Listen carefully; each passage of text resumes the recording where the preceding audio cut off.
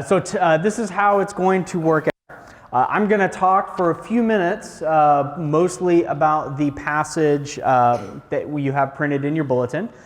And then I'm going to turn it over to you. And at your tables, there are some discussion questions to kind of guide your thoughts, and you're going to do that for, 7 to 10 minutes. If you don't get through all the questions, that's totally fine. And the idea is just to get you to connect personally with not just the material, but also each other, because both of those are important for the Christian life. So we have this story here. Luke 24, and I'm not going to read the whole thing. And it's quite well known because it's very poignant. Jesus had been executed. He apparently had been raised from the dead, but his disciples were kind of wrestling with, what that means or if it's even true. And we encountered these two disciples, Cleopas and somebody who's not named. I think it's most likely going to be his wife. They are traveling back away from Jerusalem. Now, Jesus, being disguised, comes up to them, which should tell you something. The fact that Jesus, as a body and a person, we're going to learn that he was just as physical and material as ever, can somehow also not be recognized. And he says, hey, what's going on? And they're depressed, they're sad because of the news. And they're saying, like, what, you don't know what's been going on in Jerusalem? And they said, Jesus of Nazareth, a man who was a prophet, mighty in deed and word before God and all the people. So Cleopas and whoever he was with indicate that they actually thought that this was the guy that they had been waiting for. They said in verse 21, but we had hoped that he was the one to redeem Israel. The implication being that because they crucified him, he is not the one that they've been waiting for. And that actually makes a lot of sense. There were about a dozen messianic type movements on either side of Jesus' life that we know about. And they all ended the same way, including Jesus. They were killed.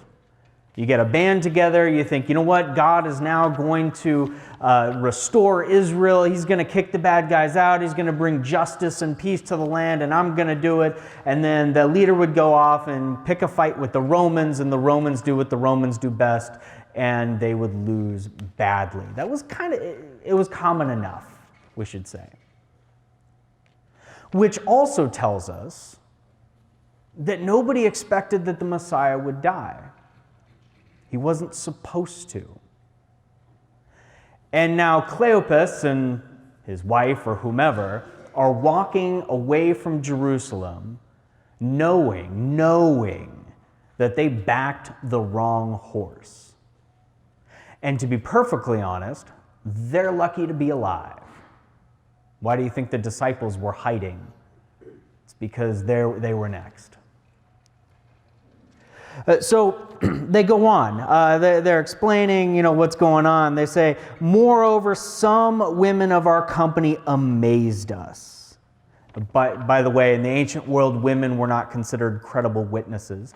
Don't shoot the messenger. I'm not saying it's right, but that's how the ancient world worked.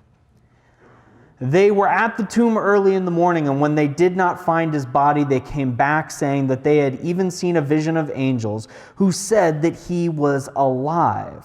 Some of those who were with us went to the tomb and found it just as the women had said, but him they did not see. Now, interestingly enough, there was broad agreement over what the Messiah would be like in just a couple of ways. One, he wasn't going to die. And two, when the Messiah came and did whatever he was going to do, Israel would be restored. And because nobody expected the Messiah to die, it also means that nobody expected the Messiah to be raised from the dead, right? Which means that the earliest followers of Jesus have absolutely no reason or incentive to invent a resurrection. In fact, it makes no sense to, historically.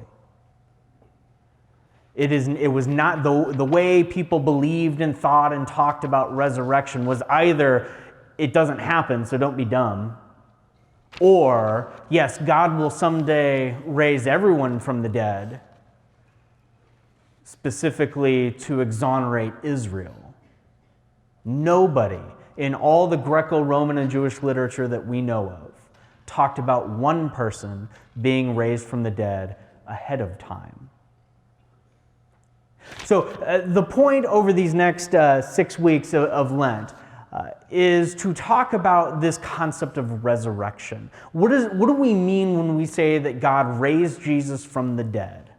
And what does that say about us as Christians? What does that mean for what we are hoping for? And we're going to discover, the fact that God raised Jesus from the dead is the foundation piece for all of our hope and what it means to be a follower of Jesus, that somebody could be raised from the dead. And as we go through these series of weeks, we're going to come to a startling and kind of upsetting sort of realization, but upsetting in the best way possible. That ultimately our hope is that God is going to do for us what he did for Jesus.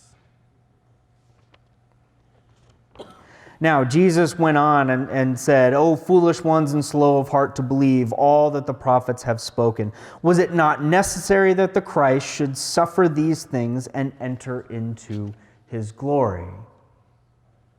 To which you can imagine Cleopas and his companion going, "We have no idea what you mean." And then Jesus goes on and tells them. Now, notice at the very end of verse 35. So Jesus goes, he was going to travel on, but he's like just joking with them, and then they invite him to stay, and he goes to break the bread, and then they realize that this was Jesus, and then he vanishes, which is really, really strange. And I'm not even going to try to explain it. But verse 35, they run back to Jerusalem. They say, "Then they told them what happened on the road and how he was known to them in the breaking of the bread." Luke kind of clobbers us over the head and says, Jesus is also present with us in a very special way. So what I want to set up, or what I hopefully have set up, for discussion at the table is this. Cleopas and his companion knew what God was doing, that in Jesus he was going to restore Israel. And then when Jesus was taken from them, they were confronted with the fact that they were absolutely wrong about what God was doing, and in some sense, who God is. Only to find out that it was God himself walking with them in the evening on that road from Jerusalem to Emmaus.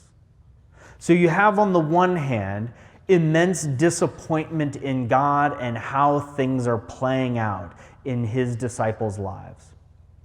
And then you have on the other hand this startling, surprising, upsetting fact that God actually raised Jesus from the dead, and in some very hard to explain way, the same will also be true for his disciples. How do you bring that hope and that disappointment together as we follow Jesus? Now I'm going to turn it over to you. I'll give you maybe 10 or so minutes. Again, you don't have to get through all the questions, but now is a chance for you to wrestle with some of these issues at your table.